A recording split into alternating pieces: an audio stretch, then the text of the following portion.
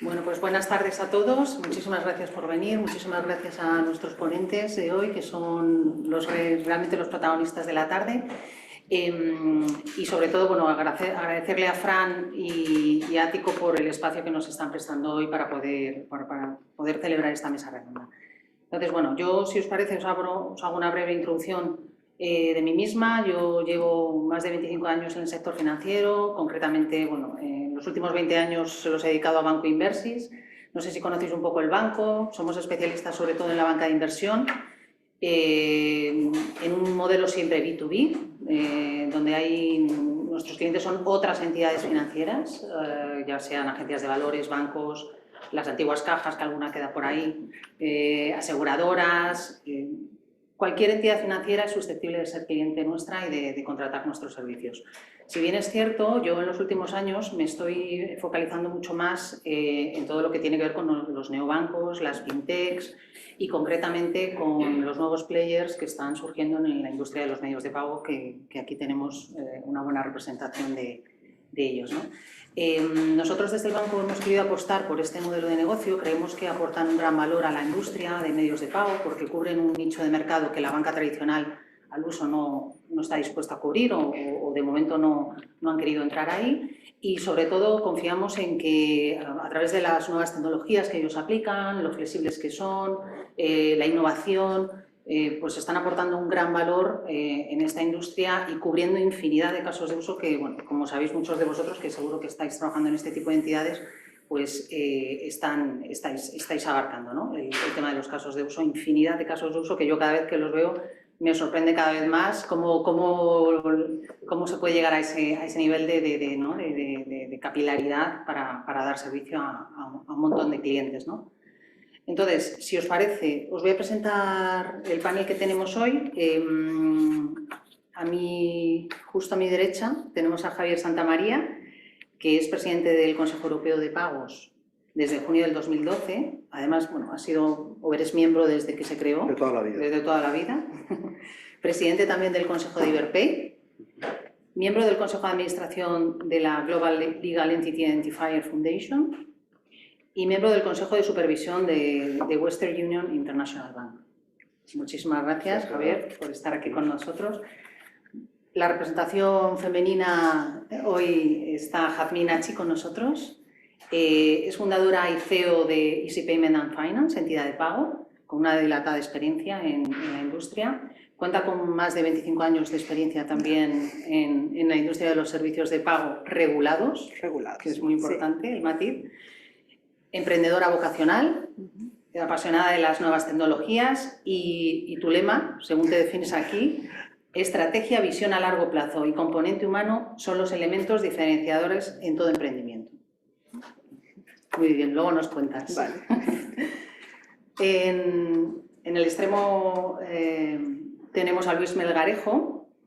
A mí me ha interesado mucho cómo te has definido aquí. Yo voy a hacer aquí... Como cualquier persona normal.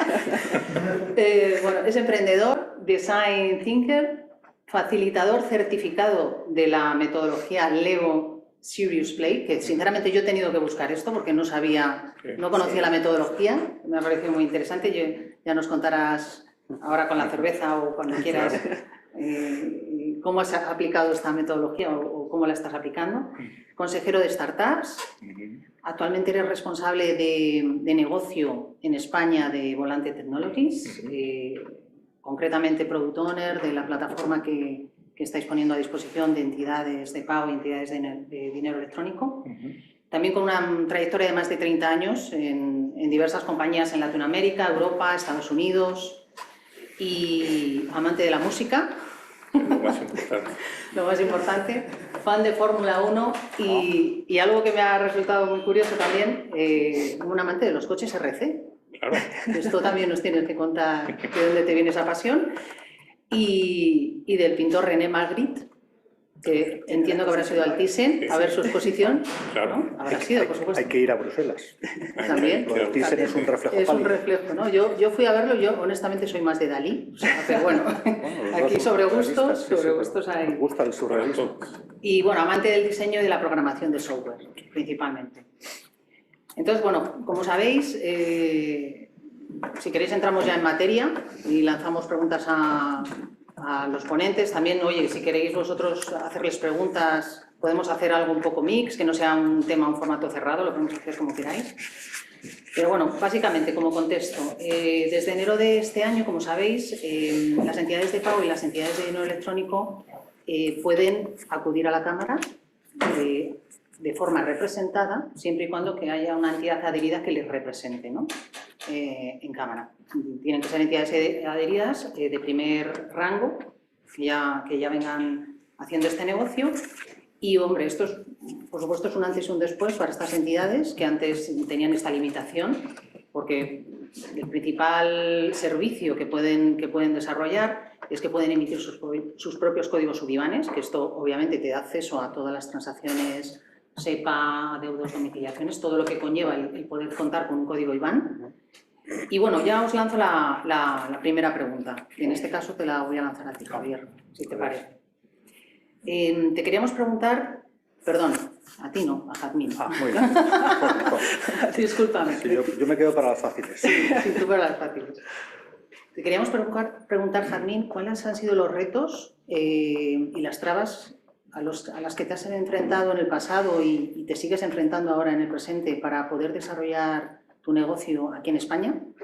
Y que nos cuentes un poco tu experiencia y si crees que esta nueva, o sea, que caiga esta barrera, ¿no? de poder ir a través, de forma directa a través de Iberpay, va a suponer que esas trabas vayan a disminuir o se vean un poco diluidas, ¿no? Nos cuentes un poquito cuál ha sido tu experiencia. Muy bien. Bueno, vamos a hacer una historia larga, corta, porque es que si no... Vale. Entonces, nosotros no tuvimos la suerte de que Iberpay estuviese, que lo que tenemos a partir de enero de este año estuviese disponible cuando nosotros nos enfrentamos al proceso de emitir nuestros propios IBANs. Como sabéis, desde la PSD, con el Open Banking, las instituciones no bancarias, es decir, las entidades de pago y las de dinero electrónico, teníamos la posibilidad de estar autorizadas a la emisión de IBANs, que en nuestro caso se llaman cuentas de pago, a diferenciación de las cuentas de crédito o las cuentas corrientes que tienen los bancos. Pero no era posible. Es decir, estábamos autorizadas regulatoriamente hablando, pero no existía el mecanismo para el cual se pudiera acceder a esos servicios. Gracias a PSD2, PSD y luego PSD2, hubieron mecanismos, ¿verdad? Y protocolos dentro de lo que era el marco regulatorio europeo que daban opciones a que pudiéramos adentrarnos en ellos. No es nada sencillo, principalmente porque la regulación no estaba bien definida. Y entonces, al no estarlo, pues una entidad como nosotros que quisiera acceder, pues el camino no estaba trazado, o no estaba trazado con claridad como lo está para otros servicios que sí estamos autorizados. Entonces nosotros no pudimos acceder. Nosotros somos una licencia emitida por el Banco de España. Somos de las más antiguas de las licencias no bancarias. Nuestra licencia data del año 2009 y superamos la PSD2 en el primer grupo, ¿verdad?, de entidades. Y con eso lo que hicimos fue buscar el camino alternativo a cómo acceder el principal paso es que alguien te dé una representación, que es lo que hace ahora a través de Iberpay para las licencias en España, o una participación en aquellos bancos centrales que así lo permitieran. Nosotros accedimos a través de participación, a través de Centrolink, que es la división del Banco Central Lituano. Y entonces esa participación, pues no sabíamos cómo hacerla y fue muy difícil. Fue un camino muy arduo, más o menos a ciegas, ¿verdad?, yendo cada paso, paso a paso, ¿no? Y finalmente lo conseguimos antes justo de la pandemia. Y empezamos el testeo, ¿verdad? Es decir, el proceso, si quieres me meto en faena del proceso, porque primero tienes que conseguir quien te participe o quien te represente. En nuestro caso conseguimos la participación. Una vez que tienes la participación, pues entonces pasas a la EPC para hacer el siguiente protocolo. Entonces, vamos a hablar un poquito de tiempo para los que tengan interés en saber qué significa cada cosa. Es decir, conseguir que te participen o que te representen, creo que la representación es más rápida de lo que sería una participación, que fue nuestro caso. Pero nosotros nos tiramos más de un año consiguiendo que nos participen. En este caso Centrolink. Y una vez que conseguimos esa autorización, pues entonces nos vamos a la EPC, al protocolo que tienes que cumplir con la EPC para que todos tus sistemas estén avalados para que tus transacciones puedan circular dentro de los circuitos europeos. Y ese proceso, en el mejor de los casos, si lo haces muy bien, muy rápido y estás ya muy enfocado, pues tardas unos 3-4 meses, más o menos, ¿verdad? Lo puedes hacer en paralelo con el otro, ¿no? Bueno, que yo no te sepa, quiero interrumpir. a ver, en nuestro caso no fue así, no nos permitieron no quiero hacerlo. interrumpir, perdón, No, por favor, al contrario, complementa que tú, que él es regulador, así que... No soy regulador, pero bueno, pero sí. como si lo fuera. En fin, entonces, en nuestro caso no fue así. A nosotros nos exigieron que una vez que hubiéramos completado la participación, entonces allí nos presentábamos a la EPC. Puede que esto ha sucedido hace 3 años, estamos hablando de que todo esto sucedió hace 3 años, con lo cual puede que en este tiempo las cosas se hayan mejorado, es decir, que los procesos se hayan mejorado y agilizado, ¿verdad? Pero en ese momento era así. Y una vez que superas eso, pues entonces pasas a la siguiente fase, que es el testeo de transacciones con el banco participado o el que te representa. Y a partir de allí, la fecha clave, que es live date, ¿verdad? En nuestro caso, y no se me olvidará nunca porque fue un proceso muy complejo, fue el 5 de mayo del año 2020. Esa fue la fecha que salimos oficialmente y transmitimos la primera transacción real en el sistema. Claro, estamos hablando que fue el 5 de mayo del 2020. Plena pandemia. Sí, pero nos vino bien, nos vino muy bien. Dentro de nosotros aprovechamos la pandemia pues para testear y trabajar con tranquilidad, sin el estrés que te trae pues la fuerza del mercado, ¿no? Y a partir de allí, en diciembre de ese año, en enero del 2021 es cuando Iberpay lanza el nuevo protocolo para dar acceso, ¿verdad?, a representaciones de entidades no bancarias, ¿verdad? Las EPs, que somos una entidad de pago, o las dinero electrónicos, las EMs. Entonces, las EDES, perdón.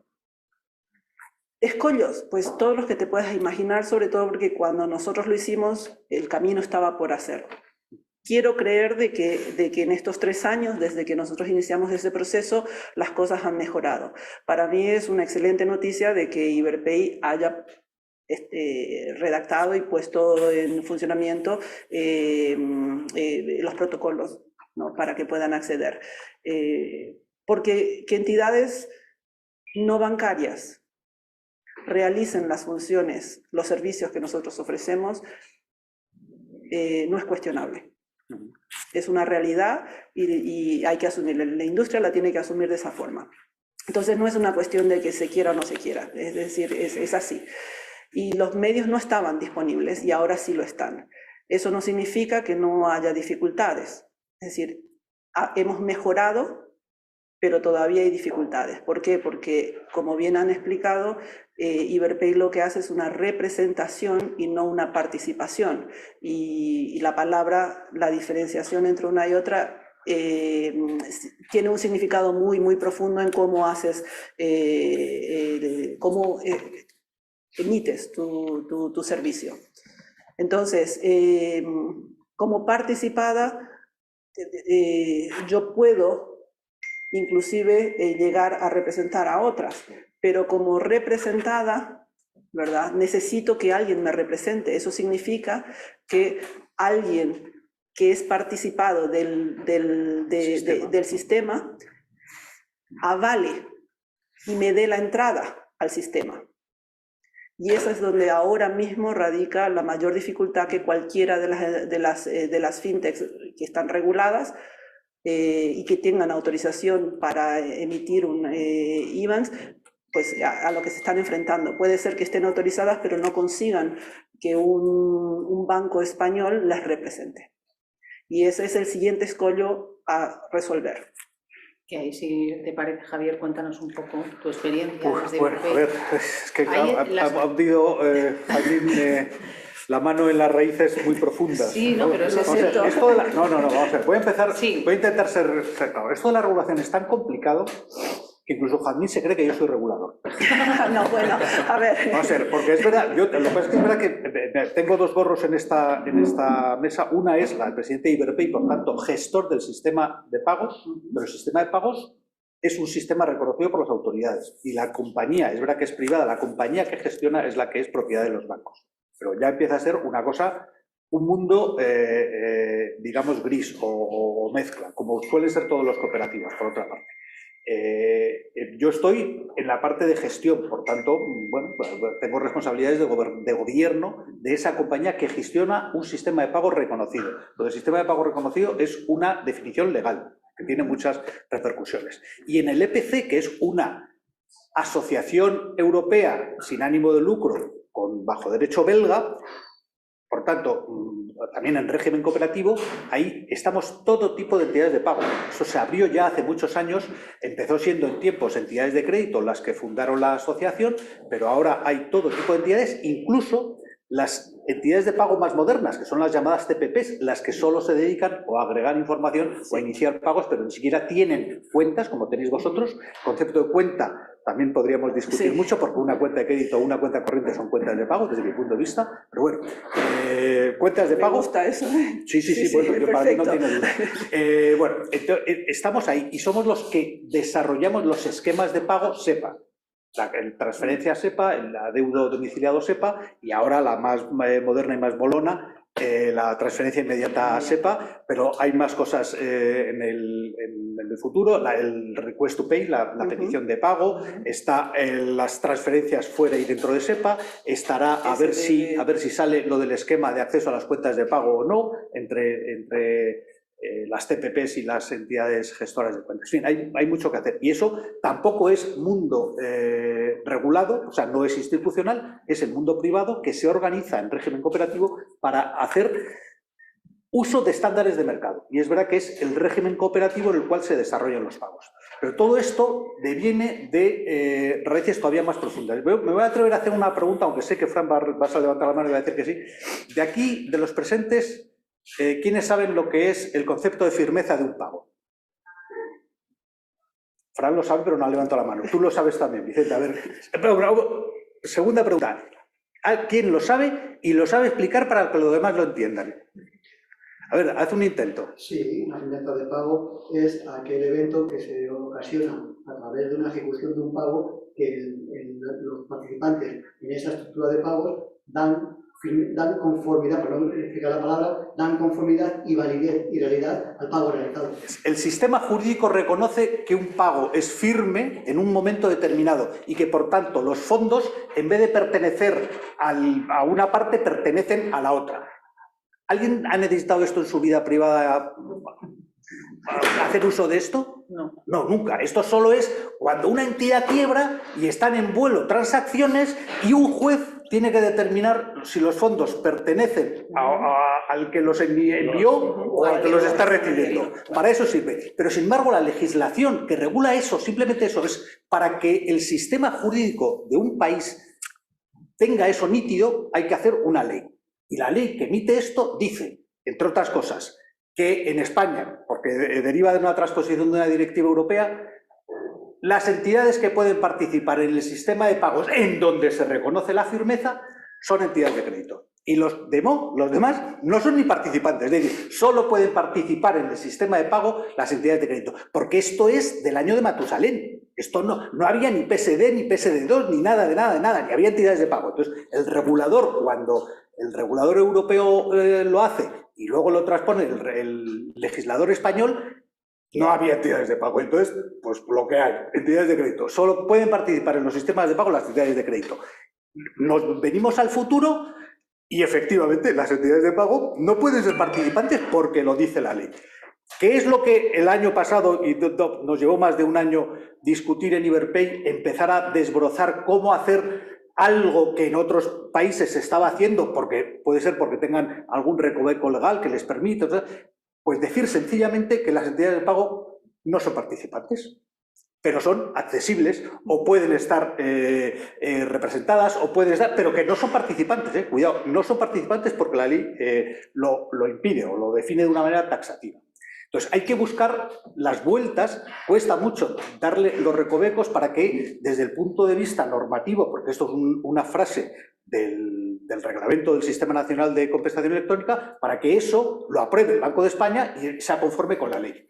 Entonces ahora en España efectivamente las entidades de pago y entidades de dinero electrónico pueden acceder, pueden operar o pueden hacer transacciones con sus IBANES en el Sistema Nacional de Compensación Electrónica, pero porque todos decimos que no participan, aunque participen. Es decir, que no hay ninguna diferencia real entre una entidad de pago accesible y una entidad de crédito representada. Formalmente, operativamente, no hay ninguna diferencia. Pero hay que buscar estas argucias o estos recovecos para poder hacerlo.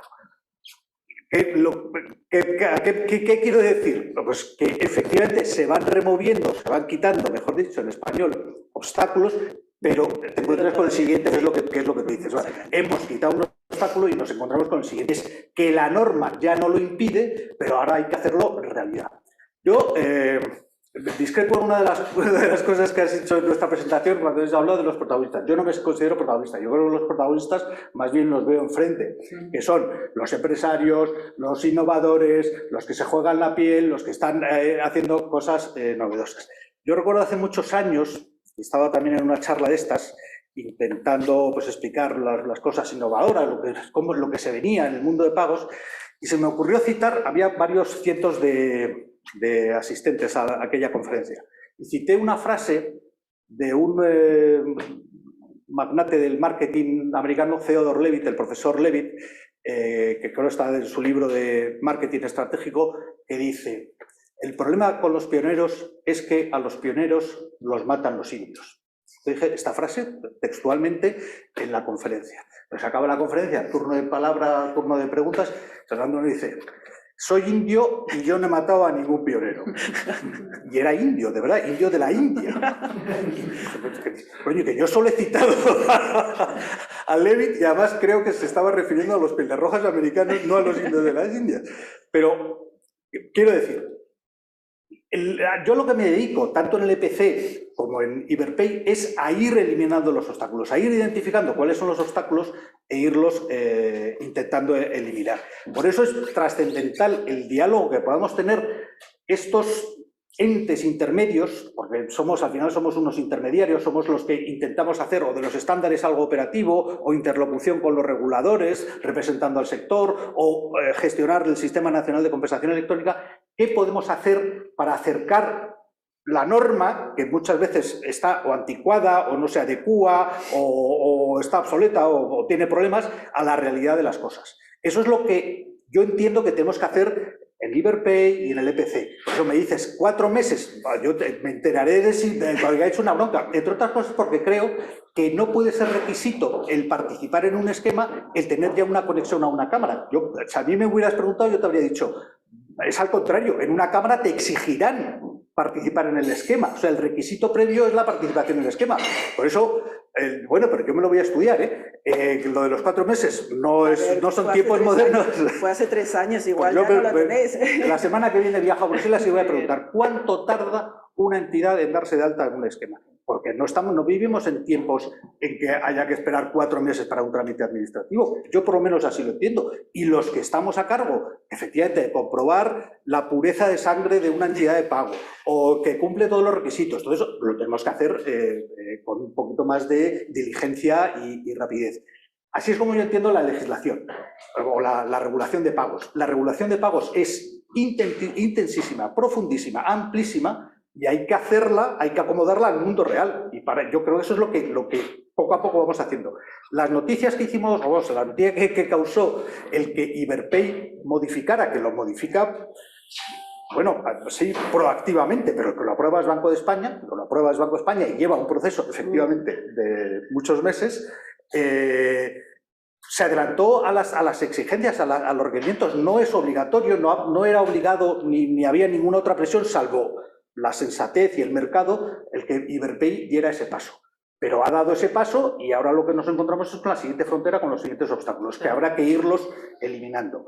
Ahora ya es posible que las entidades de pago estén, entre comillas, representadas en la Cámara, pero todavía no se ha dado esa fertilización de que efectivamente se produzca. Pues habrá que ver cuáles son los obstáculos. A mí me da la sensación de que sigue habiendo obstáculos más de naturaleza regulatoria que de naturaleza técnica. Técnicamente no hay ningún problema, alguno hay, pero bueno, sería un capítulo aparte. Yo creo que ahora es más de naturaleza regulatoria en el sentido de que no se tiene claro cuáles son las responsabilidades ni el reparto de riesgos cuando se hace esa representación por una entidad de crédito de una entidad de pago. Y en la incertidumbre, pues se generan muchos fantasmas. Entonces, pues la percepción de los riesgos se exacerba, se exagera, y los que quieren representar, pues perciben los riesgos de una magnitud muy distinta de la que lo perciben los representados.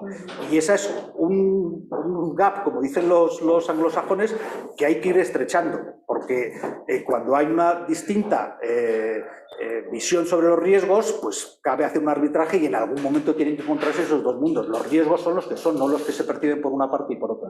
Y hay que adecuar también los aspectos regulatorios a esa realidad de los riesgos. Es decir, que la ley, que las normas se adecúen a los riesgos, tenerlos ligados a las responsabilidades, pero no responsabilizar de riesgos que no se soportan a quien no los está soportando. O sea, quiero decir que hay que hacer una asignación de riesgos y de responsabilidades probablemente más inteligente, más adecuada a los tiempos de lo que se está haciendo en la norma escrita tal como está ahora. Hay que seguir trabajando en estos temas. Sí, porque la realidad de los hechos es que no hay entidades que estén entrando a representar a entidades de pago y dinero electrónico en España. Hay muchas, o sea, digo yo, hay cae muchos... la barrera, pero ahora no hay nadie que quiera ir a ese, o por lo menos de momento. Pues sí, pero esto es como lo de echarse una novia. Claro. Es un proceso largo que pasa por distintos grados de compromiso hasta que llegas a la petición de mano y a la boda. Ha pasado un año, un año ya, desde que ha caído la barrera. Los procesos más largos hay que sí, si yo no digo que llame, vamos a ver. Por eso que... Si me preguntas a mí, yo de Iberpay habría querido que el 1 de enero hubiera. Si para Iberpay es más ingresos, más actividad, más estabilidad, más de todo. Para Iberpay sería el primer interesado en que esto ocurriera. Entendemos que no es tan sencillo. Hemos estado antes hablando de la multitud de dificultades que hay, de que bancos incumbentes, por así decirlo, vean en esto alguna historia interesante por la cual lanzarse a la piscina. Pues tiene también sus dificultades, algunas un poco más artificiales, otras mucho más sólidas y reales. Hay de todo y seguramente en cada casa hay una historia. Pues hay que seguir madurando, habrá que ver por qué no se producen los matrimonios finalmente y ver cómo se pueden dar condiciones para que sí se produzcan esos compromisos. Sí, así es. Pues si os parece, hablamos un poquito también de los reguladores, aunque ya hemos hablado un poquito, Javier me ha hecho hincapié en ellos, pero sobre todo a mí me interesaría preguntarle a Luis, el Banco de España, el SEPLAC, cuando se presentan los expedientes, sí que es verdad que hemos visto que en España los expedientes se dilatan en el tiempo muchísimo, las licencias, la obtención de las licencias. Esto ha hecho que también muchas entidades, de hecho aquí tenemos la viva representación, hayan tenido que ir a otros países a solicitar esas licencias para poder desarrollar sus negocios, porque allí son más ágiles, no sé si serán más laxos, bueno, eso ya lo dejamos ahí, pero está claro que no es el caso, ¿no? Entonces, sí que me interesaría ver, bajo tu punto de vista, los reguladores o el regulador, cuando reciben los expedientes de estas entidades, ¿dónde hacen más hincapié a la hora de revisar y otorgar una posible licencia? En el tema de la tecnología, que tú ahí lo conoces muy bien, ¿cómo pueden llegar a hacer todo el control de PVC, de blanqueo de capitales, en unos negocios que son muy masivos? Son una cantidad de clientes finales, muchos desconocidos. ¿Cómo llegan? ¿Qué herramientas se está viendo en el mercado para que estas entidades puedan utilizarlas y puedan cumplir con sus obligaciones? Y también el regulador está poniendo mucho hincapié en la parte tecnológica, en cómo tienen desarrollado la tecnología. Entiendo que sí. ¿La entienden? ¿No la entienden? Para que nos cuentes un poquito también, Luis, tu experiencia. Bueno, voy a comenzar un poquito, ahondando un poquito en lo que ya comentó Javier y Yasmín. Yo creo que la barrera no la han quitado. Más bien como que construyeron un puente, como que trazaron el camino, pero todavía hay muchos obstáculos que entender y resolver para poder lograr pasar del otro lado, ¿no? Del puente. Obviamente la parte de cuando tú tienes o estás solicitando una licencia, pues hay un tema de tecnología importante que pues tienes que cumplir con lo que el regulador esté solicitando.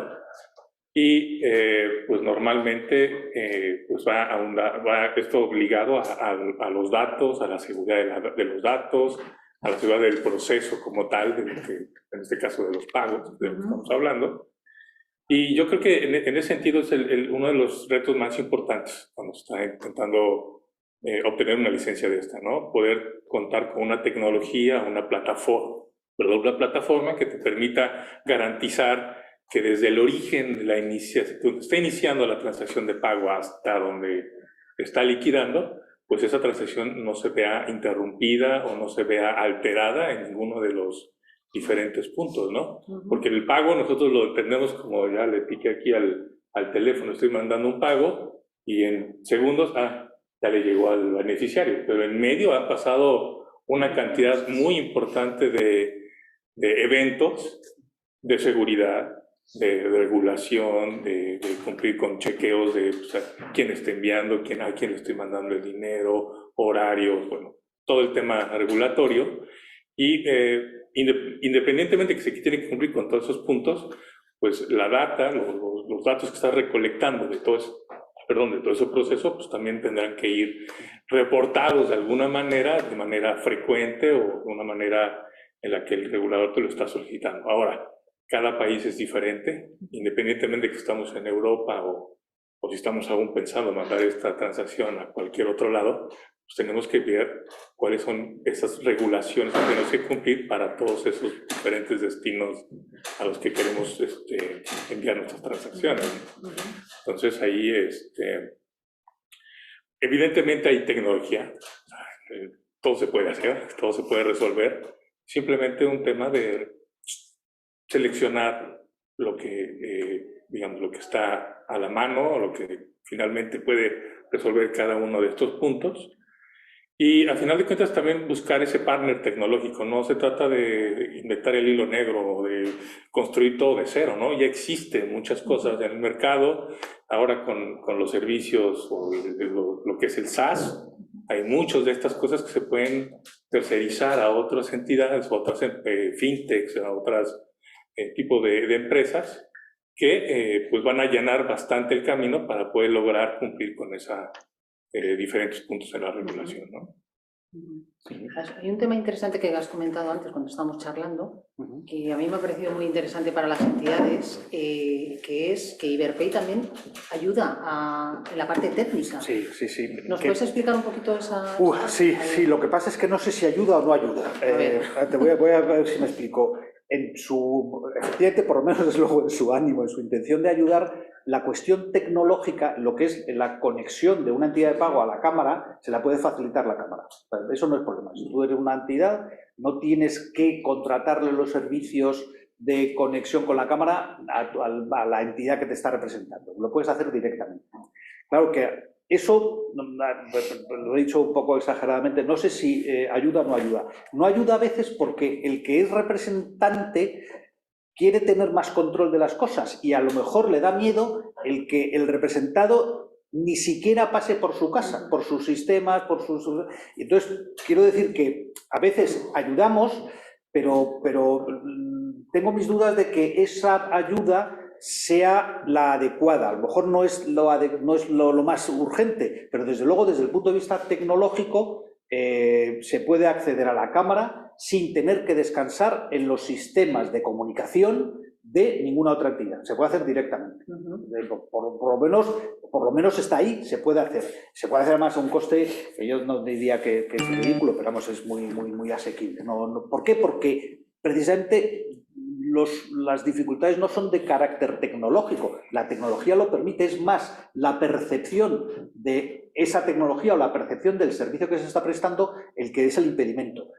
Una entidad, por cuestiones, no sé si psicológicas o de otra índole, a lo mejor tiene más confianza o más seguridad o más tranquilidad si los pagos que envía a la Cámara una entidad de pago pasan por sus sistemas, que no sé qué hará porque tampoco va a hacer mucha inspección ni mucha validación, pero a lo mejor está más tranquilo que el que lo mande directamente. Y el que lo mande directamente, pues lejos de ser un coadyuvante, pues es un impedimento para que se produzca esto. Pero desde luego la Cámara hoy por hoy es muy accesible con distintos protocolos de comunicación, con distintas tecnologías, en fin, hay una variedad amplia. La comunicación ahora no es un problema. Es verdad que la comunicación tiene sus, que ahí Luis tú podrás hablar mucho más, todo lo que tenga que ver con los temas de ciberseguridad y todo eso, ahí sí que hay muchísimo más que invertir, muchísimo más en lo que preocuparse. Estamos hablando de pagos, estamos hablando de cosas muy serias, de una infraestructura crítica respecto de la legislación nacional, y todo lo que sea intervenir en ese sistema, desde luego tiene que estar muy securizado, muy bien construido, muy seguro, y eso pues tiene también su coste y su complejidad. Sí, claro, y ahora con este tema de digamos, estas otras entidades que buscan representación para poder acceder al sistema de pagos acá en España o en Europa, a final de cuentas, yo creo que el gran reto es la trazabilidad para poder cumplir con esa cuestión de perfectamente identificar quién es el iniciador de pago y poder tener la traza desde el punto de inicio de la transacción hasta que llega a la cámara, ¿no? Como hay varios puntos en donde pues no es el que está representando, el que está iniciando el pago, pues hay que ir hacia atrás y poder tener la tecnología suficiente para poder recolectar toda esa información y poder tener pues, la información para poder enterar al regulador de qué es lo que está sucediendo con cada transacción. Sin duda. Ahora me gustaría, perdona, sí, disculpa. ¿puedo recuperar parte de la pregunta que has hecho anterior? Porque creo que es importante dejar claro, cuando has preguntado a qué se enfrenta una entidad cuando solicita su licencia por primera vez. Y estamos viviendo una entidad no de crédito, es decir, una entidad no bancaria, una EP o un dinero electrónico, ya cargamos con un estigma ya de entrada. Eso, lamentablemente, vamos mejorando, pero eso es algo que yo llevo más de 25 años en este sector de las reguladas y hemos ido mejorando, pero sigue estando allí. Es decir, y luego vemos los casos que hay muchos bancos que son mucho menos seguros de que cualquier entidad no bancaria regulada. Entonces, punto 1. Nos sometemos a unos procesos y a unos protocolos para obtener las licencias absolutamente rigurosos.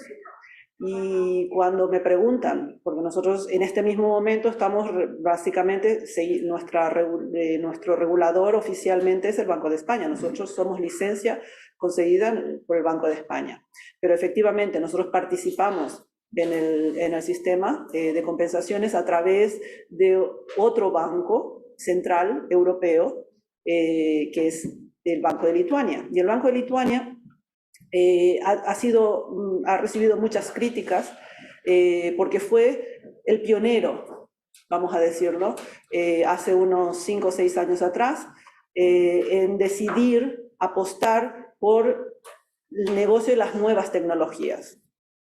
y ver. Y a eso nos podemos remontar que igual que Estonia es pionera y es líder en la identificación electrónica de las personas, pues Lituania se centró en que ellos iban a ser el país que daría paso a las fintechs, vamos a decir, a todo lo que era el negocio dentro del ámbito regulado. Y ellos se adaptaron su regulación a las nuevas tecnologías, seguramente que porque por tamaño se lo podían permitir y no tenían un legacy, como tú bien has dicho, que pueden tener otros países que son más tradicionales, como puede ser España, Portugal, Alemania, Francia. Son países que tradicionalmente el regulador también tiene la imagen de que es más seguro, pero la Comunidad Económica Europea regula igual para todos. Es la misma regulación, todas, es decir, una licencia concedida en Lituania no tiene nada a desmerecer a una licencia concedida en Alemania, por decirlo de alguna manera, porque la regulación es la misma. ¿Qué sucede? ¿En qué se diferencia? Sí, Lituania ha sido más ágil en sus procesos, pero no menos riguroso, para nada.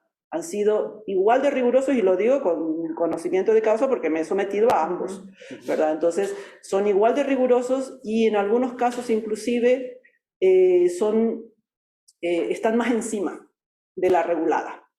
Exigen más constantemente que a lo mejor el regulador más tradicional.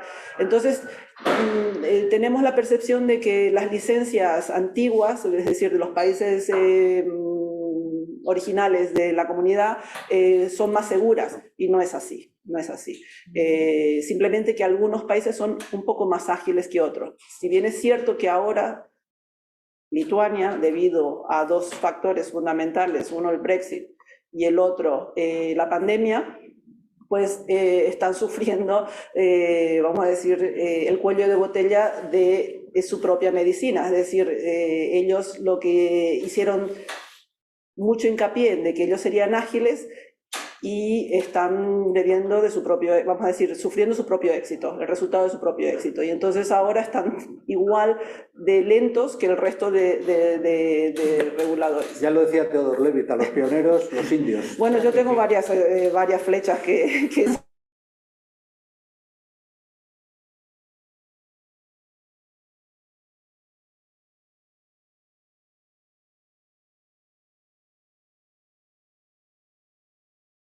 sacar de las espaldas. Y por último, Pero cuidado, que el ejemplo de Jamín es que también por otro lado es muy revelador. Una entidad de pago española está accediendo a todos los rincones de Europa en pagos por un banco lituano. O sea, eso dice mucho de... Esto era impensable hace 15 años, o cuando se empezó SEPA a principios de siglo, era impensable.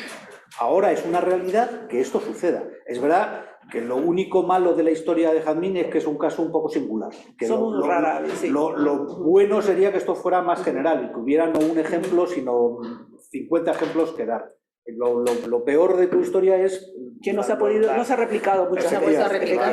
La singularidad. Pero ya, en fin, ya es un hecho relevante el decir que efectivamente una entidad de pago española pues, y no tiene que operar en España, manda las operaciones, será por RT1, por donde sea, por EVA o por los dos, por TIPS. O sea, que efectivamente sí se han desarrollado, porque esto ha requerido inversiones, instalación de infraestructuras, entendimiento común, en fin, todo un enorme desarrollo, todo esto de la historia de SEPA, y ahora estamos empezando a recoger algunos frutos. Y es verdad que cuando ves la primera cereza quieres tener ya kilos de cerezas, ¿no? Pero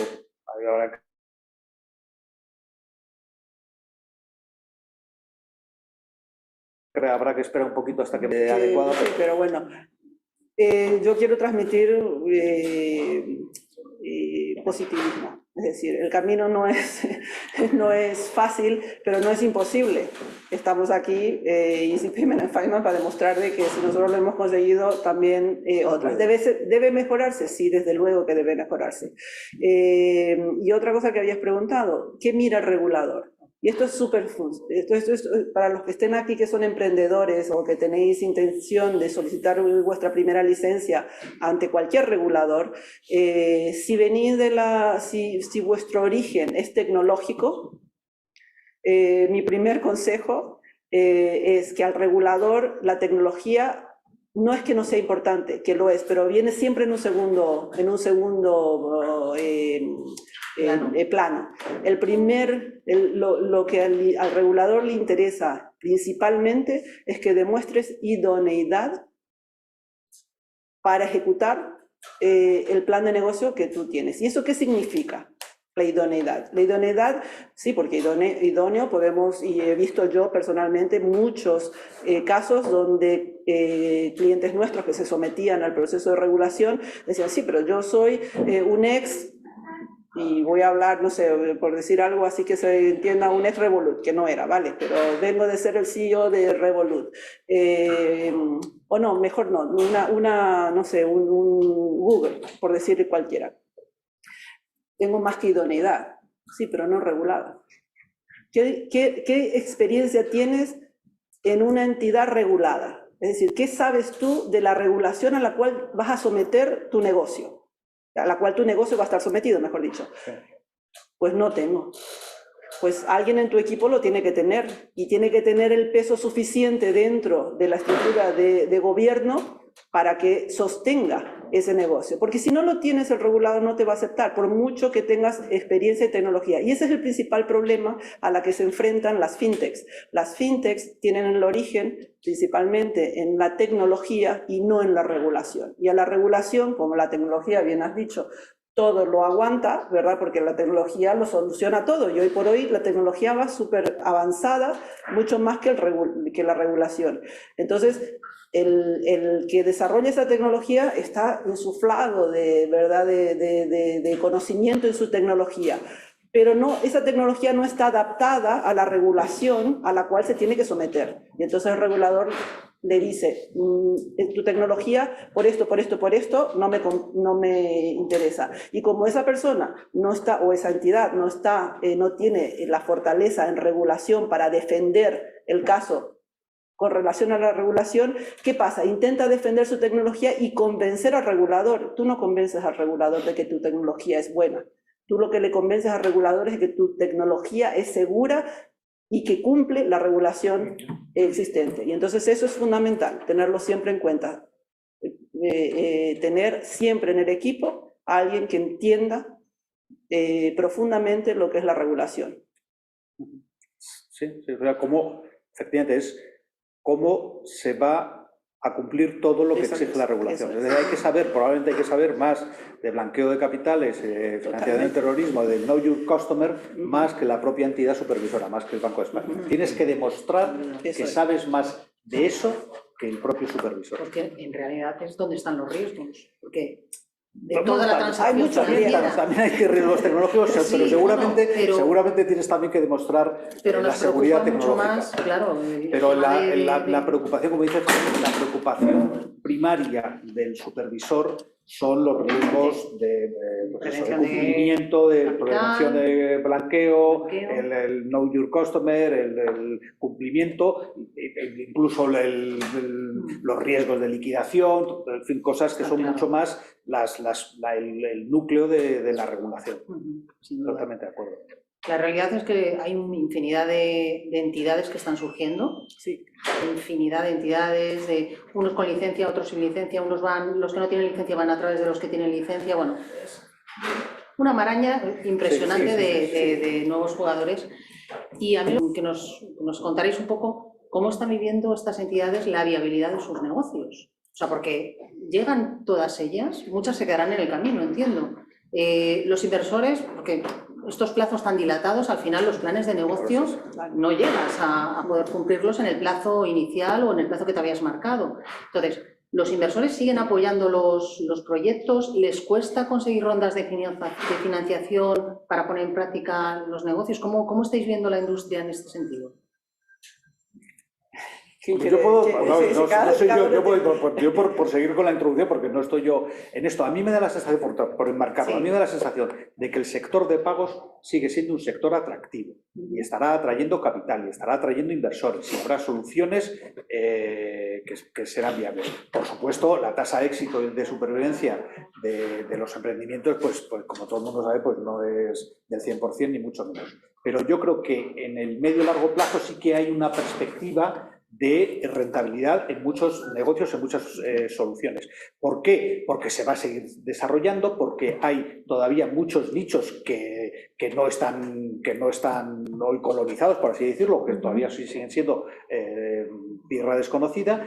Va a haber desarrollos en el futuro, por ejemplo, todo lo que es la transaccionalidad con el mundo fuera de SEPA, o todo lo que es la transaccionalidad del Open Banking y del Open Finance y del Open Data, que tiene que ver con el mundo de acceso a cuentas de pago y a otras cosas a través de APIs o de lo que demonios sea, de los protocolos que sean. Hay muchas áreas que están ahora mismo en desarrollo, todavía poco definidos, pero que dan la sensación de que sí que va a haber terreno en donde se produzcan o se puedan surgir soluciones que tengan viabilidad. Esa es, digamos, la perspectiva. El mundo de pagos hoy, vamos a ver, a mí lo que más me llama la atención es que sigue siendo de primerísimo interés para las autoridades. En el Parlamento Europeo saben mucho de pagos, en el Consejo Europeo saben de pagos, en la Comisión saben de pagos, en el Banco Central Europeo saben de pagos minoristas y mayoristas. En la EVA se tiene ahí todo un corpus de conocimiento. Las autoridades están en los pagos, los inversores están invirtiendo. Desde las Big Tech cada vez más, y cuando no es por una stablecoin es por otra zarandaja moderna, y los pequeños emprendedores, las startups, hay infinidad dedicadas al mundo de los pagos. Claramente es un objetivo de inversión y de desarrollo. Las tecnologías están, cuando no es una tecnología de base, es, qué sé yo, un nuevo invento de cómo autenticar de manera más fácil y más rápida. Ahí, vamos, es que se surgen infinidad de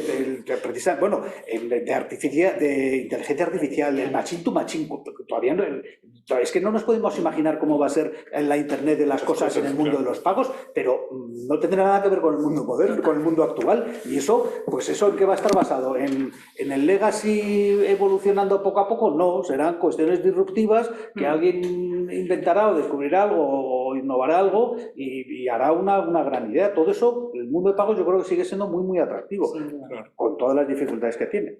Por eso yo creo que es fundamental, en línea con lo que decía Jamín, hablar, comentar, preguntar a los de al lado, hacer debates, desarrollar el mundo cooperativo. Lo que unos ojos no ven, lo ven otros y se puede compartir. Y hay mucho en el mundo de los pagos que está basado en sistemas de red.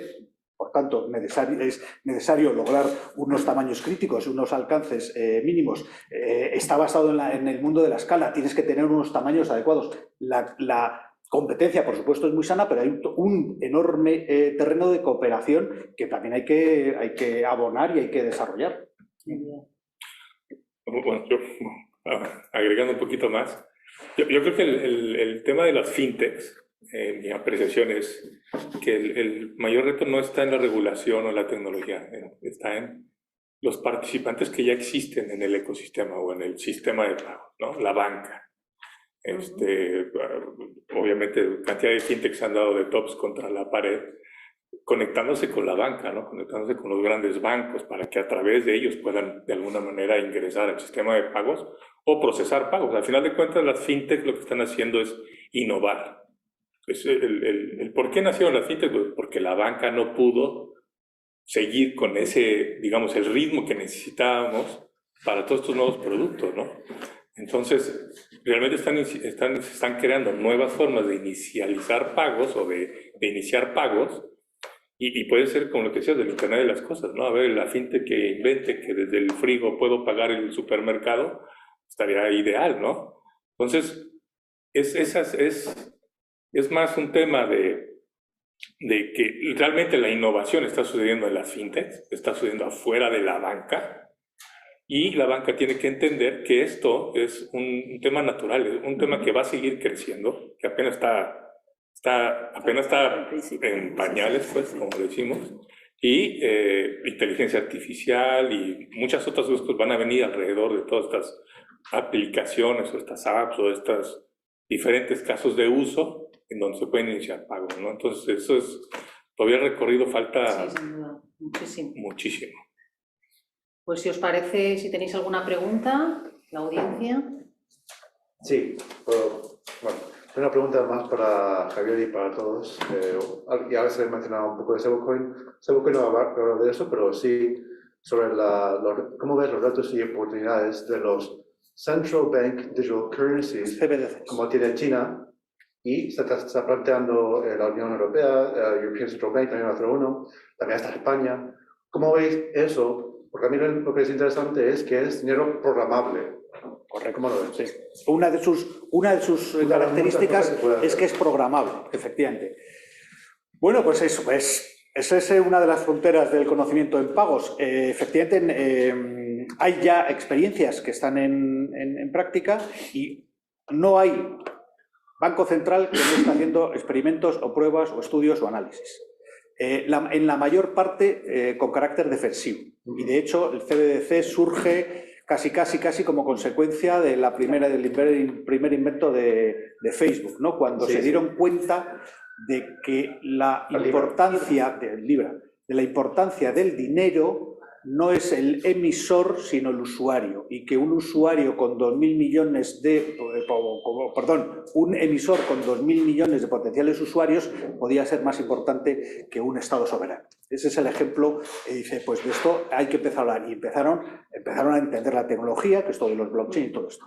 Me preguntas por los casos concretos. Estamos en una fase que yo tengo que adaptar, que es en la que hay que estar, en la que se está aprendiendo, se está analizando. El Banco Central Europeo ha lanzado, lo último que ha sido este verano es que ha lanzado el programa del euro digital, y lo último que sucedió el día 11 es que ya han nombrado a un program manager, que precisamente es una representante del ING en el consejo del EPC, con lo cual la conozco bien, Evelyn Whitcox. Bueno, están poniéndose a aprender para ver qué es lo que hay que hacer.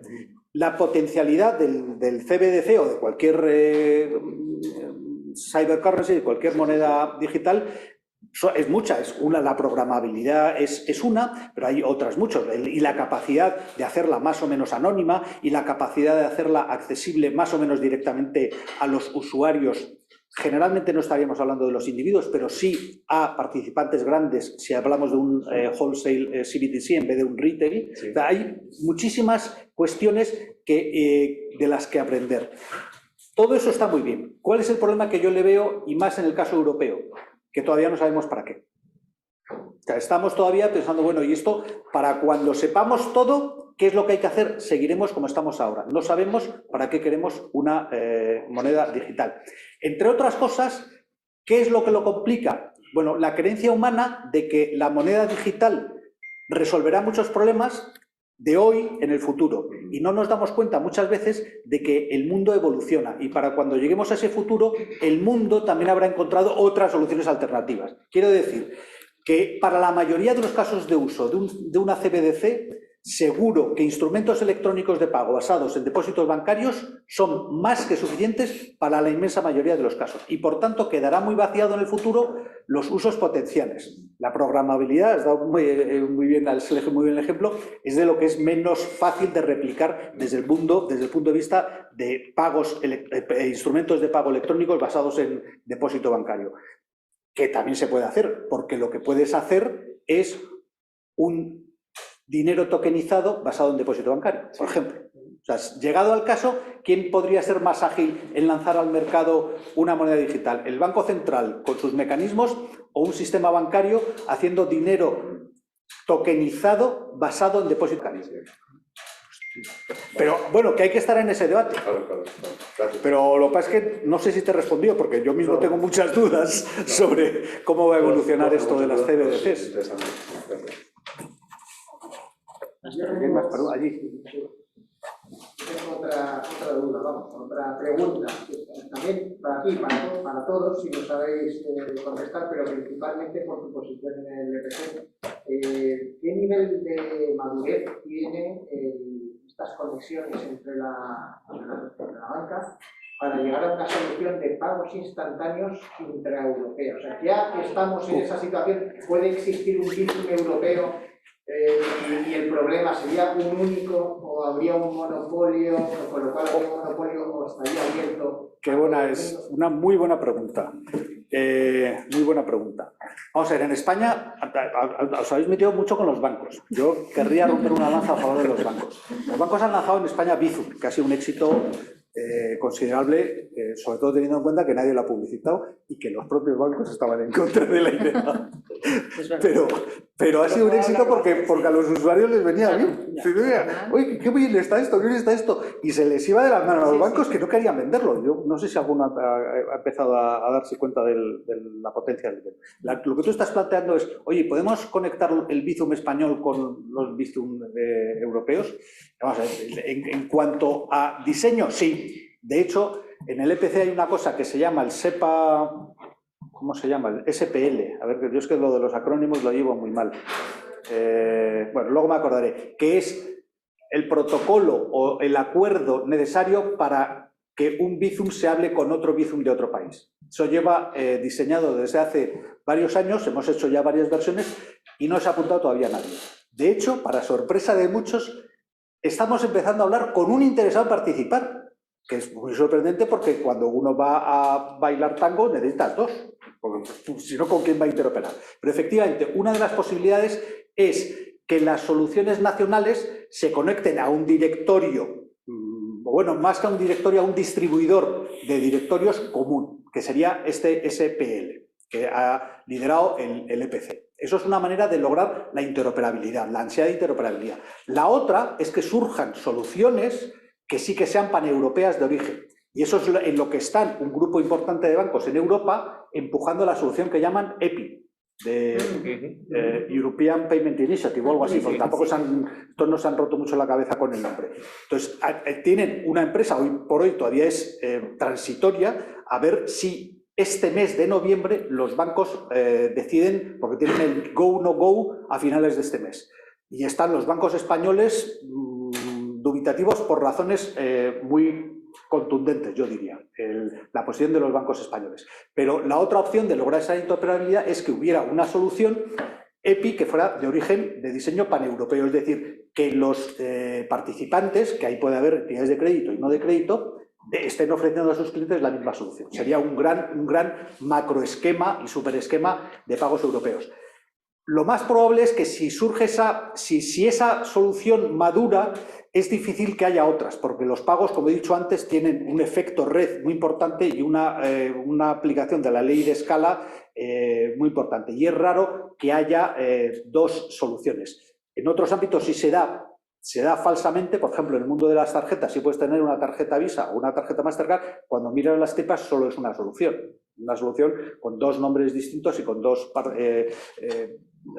apariencias o con dos trajes distintos, pero la solución acaba siendo la misma. En Europa podemos circular o bien porque se generen soluciones paneuropeas al estilo EPI y en su defecto la interoperabilidad se podría lograr conectando las distintas soluciones. Por ejemplo, Iberpay podría conectar, no costaría nada, conectar Bizum con cualquier otro operador europeo. Pero volvemos a lo mismo, una cosa es lo que sobre el papel puede ser y otra cosa es que encuentres a interesados en hacer eso. Porque ya digo que lo del SPL llevamos varios años con poca realización o con poca materialización. ¿Por qué? Entre otras cosas porque los líderes de los Bizum de Europa están esperando a ver si sale o no sale lo de EPI. Entonces, pues, entre miro y veo, pues no se acaban de decidir.